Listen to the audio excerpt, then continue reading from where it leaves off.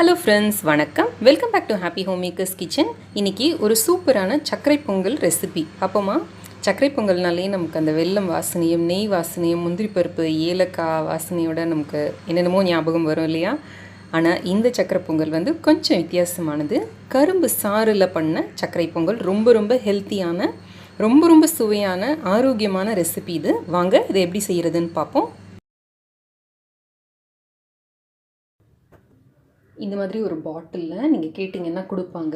யூஸ்வலாக வந்து கரும்பு ஜூஸ் பண்ணுறப்ப இஞ்சி அப்புறமா எலுமிச்சம்பழம் எல்லாம் போட்டு தான் ஜூஸ் எடுப்பாங்க. நீங்கள் ரெக்வெஸ்ட் பண்ணி கேட்டிங்கன்னா இந்த இஞ்சி லெமன் எல்லாம் இல்லாமல் நீங்கள் இந்த மாதிரி ஜூஸ் வாங்கிட்டு வரலாம். வாங்கிட்டு வந்துட்டு உடனே ஃப்ரிட்ஜில் வச்சுருங்க. ஏன்னா டக்குன்னு இது வந்து புளிச்சு போயிடும்.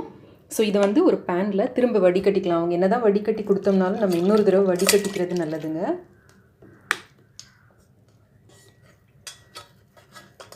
அதில் இந்த கரும்பு சக்கை நிறைய இருக்கிறதுக்கு வாய்ப்பு இருக்கும்.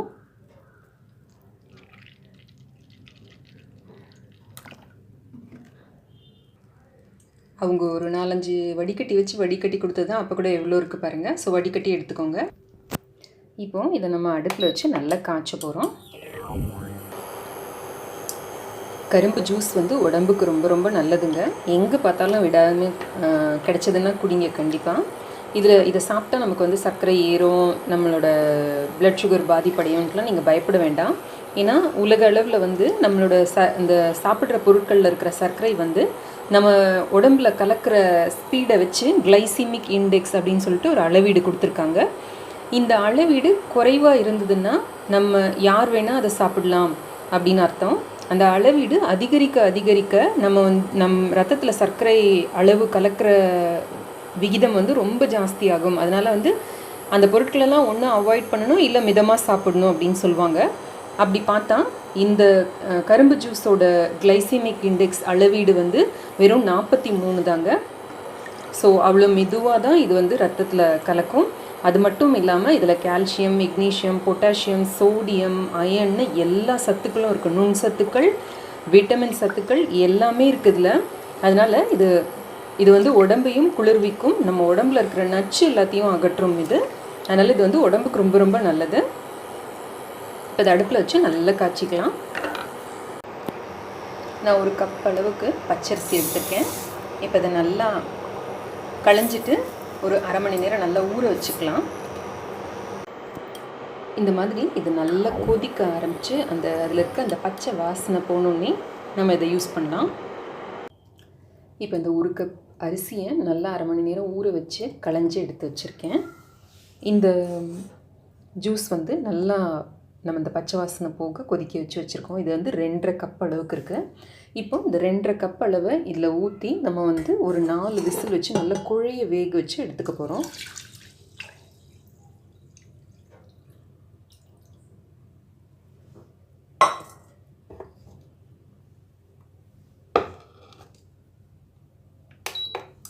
ரொம்ப இயற்கையான முறையில் பண்ணுற ஒரு பொங்கல் ஐட்டம் இது.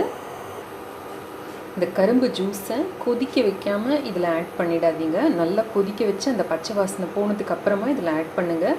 ஏன்னா அந்த பச்சையை இதில் ஆட் பண்ணி குக் பண்ணிங்கன்னா அரிசி வந்து சரியாக வேகாத மாதிரி இருக்கும். நமக்கு சக்கரை பொங்கல் வந்து நல்லா குழவாக இருந்ததுன்னா தான் டேஸ்ட் நல்லாயிருக்கும் இல்லையா? அதனால் அதை மட்டும் கொஞ்சம் ஞாபகம் வச்சுக்கோங்க. இப்போ 4-5 விசில் வச்சு நல்ல குழைய வேக வச்சு எடுத்துக்கலாம் நம்ம இதை. இப்போது 4 விசிலுக்கு அப்புறமா நம்மளோட பொங்கல் எப்படி வந்திருக்குன்னு பார்ப்போம். இதுக்கு முடிஞ்ச வரைக்கும் இந்த பச்சை கலர் கரும்பு சாறு இருக்குது பார்த்தீங்களா, அது வாங்கிக்கோங்க. இந்த பர்பிள் கலரில் வரும் பார்த்தீங்களா பொங்கல் போது, அந்த கரும்பு வந்து அவ்வளோ ஸ்வீட் இருக்காது. ஸோ இந்த பச்சை கலர் இது போட்டோம்னா தான் நல்ல இதாக கிடைக்கும், நமக்கு ஸ்வீட்டாக கிடைக்கும். அதை நல்லா குழைச்சிக்கலாம். இப்போ இதை நல்லா மசிச்சு விட்டாச்சு. எனக்கு அப்படியே கிச்சன் ஃபுல்லும் இங்கே வெல்லம் ஸ்மெல்லு அவ்வளோ சூப்பராக வந்திருக்குங்க. இது பார்க்க தான் கொஞ்சம் பச்சை கலராக இருக்கிற மாதிரி இருக்கே தவிர டேஸ்ட் வைஸ் சூப்பராக இருக்குங்க. அந்த வெள்ளை வாசனையோட ஃப்ரெஷ்ஷாக இது பண்ண வெல்லம் வாசனையோட அருமையாக இருக்கும் இது. இப்போது நம்ம நெய்யில் முந்திரி பருப்பு, திராட்சை, பச்சை கற்பூரம், அப்புறமா ஏலக்காய் எல்லாம் சேர்த்து போடலாம்.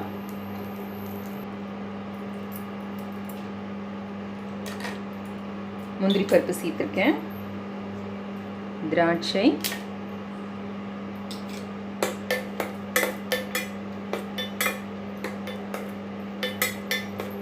நல்லா இந்த முந்திரி பருப்பு பொன்னிறம் ஆகிற வரைக்கும் வறுத்துக்கலாம்.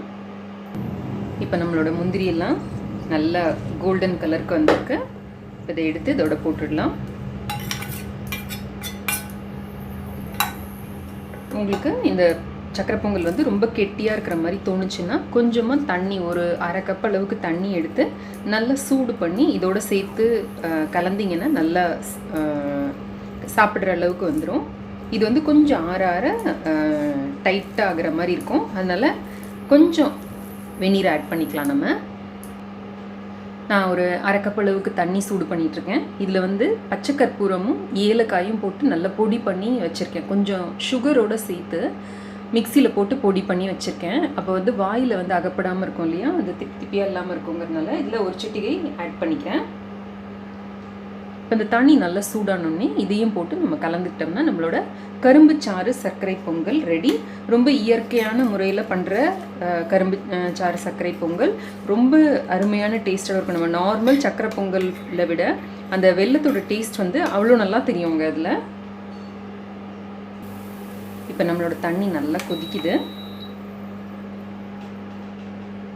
இதை எடுத்து இந்த சக்கரை பொங்கலில் கலந்து நல்லா கலந்து விட்டுடுவோம். இந்த சுவையான ஆரோக்கியமான ரெசிபி உங்களுக்கு ரொம்ப பிடிச்சிருக்கும்னு நினைக்கிறேன். பிடிச்சிருந்ததுன்னா இந்த ரெசிபியை லைக் பண்ணுறதுக்கும் சப்ஸ்கிரைப் பண்ணுறதுக்கும் மறக்காதீங்க. மீண்டும் இன்னொரு அருமையான ஆரோக்கியமான ரெசிபியுடன் உங்களை சந்திக்கிறேன். அதுவரை நன்றி, வணக்கம். இணைந்திருங்கள் ஹாப்பி ஹோம்மேக்கருடன். என்னாலும் என்னோட மற்ற 2 சேனலையும் கூட செக் பண்ணுங்கள்.